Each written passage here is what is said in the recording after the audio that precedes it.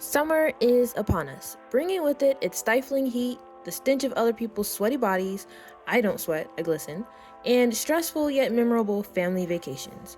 I personally have not been able to afford a vacation in a hot minute, but that's okay. You know why? Because I have watercolors to fill the void of relaxing on a beach somewhere. That's why. And to show my gratitude for the little buggers, I'm here today to concoct a summer watercolor palette for you to use on your own vacation or at home, if, like me, you'll be staying put this summer.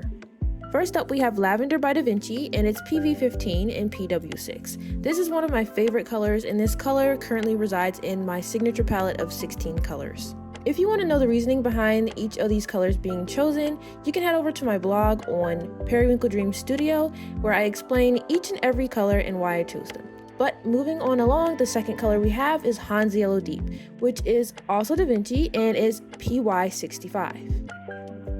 This color just screams sunshine to me. Also another color in my signature palette.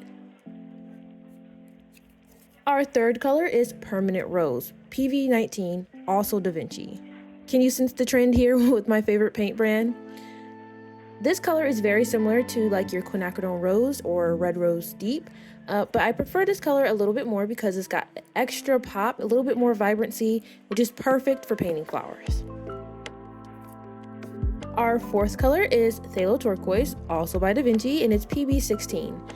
At first, I was torn between Phthalo Turquoise, Phthalo Blue, and Sea Glass, which looks like a mix between Phthalo Turquoise and Phthalo Green, but ultimately I chose Phthalo Turquoise because it's blue enough for skies and whatnot, but still cool enough for painting oceans. For our neutral, we have Burnt Sienna, also Da Vinci, and it's PB7. I love Burnt Sienna. It's really similar to my favorite watercolor color, which is quinacridone burnt orange, and I love how vibrant it is for a neutral. It's very chocolatey, very rich, and just overall very pretty.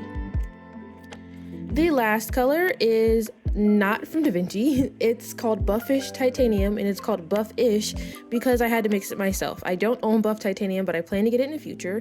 But if you want to know how to mix it, I mixed mostly PW6 with a hint of PY42 and PV15. So that's white mixed with a tiny touch of something like gold ochre, and then some type of blue or purple to neutralize it, which I used PV15 to stay cohesive with this whole palette. So those are the 6 colors in our palette. And let's go ahead and paint something. So immediately I wanted to paint an ocean, but I then remembered I don't know how to paint an ocean. So I went to the next best thing, which for me is dessert. And what screams summer dessert more than a big old bowl of fruit? So here I'm painting from a reference photo that I found on Unsplash. The credits will be in the description box if you would like to go and find that photo yourself. And I found that mixing this palette was pretty good. I really like the colors I chose. I think the only thing that I would do different is maybe choose a more vibrant yellow. It was really hard to get the kiwi color that I wanted, but I still think it turned out really nice. These colors work together wonderfully, especially the blues with the permanent rose. They mix up really nice. The Buffish Titanium was a surprise to me. I didn't think that I was going to like it in this aspect. I know a lot of people use it for things like sand and like cliffs, but in like nature scenes. But for this dessert painting, I actually really liked it. I used it to paint some of the highlights on the cherries and the strawberries, and I didn't know if it was going to show up well, but it did really well. And because it is so muted in contrast to all the other colors I'm using, it just looks white. It doesn't really look like it's a cream color or an off-white color. It just appears white. So I really enjoyed this palette. I think I didn't really use much of the lavender for this piece just because it didn't have anywhere to go in this painting. So I used it for the background to tie it in, which is also similar to the background color in the actual reference photo. So that worked out nicely.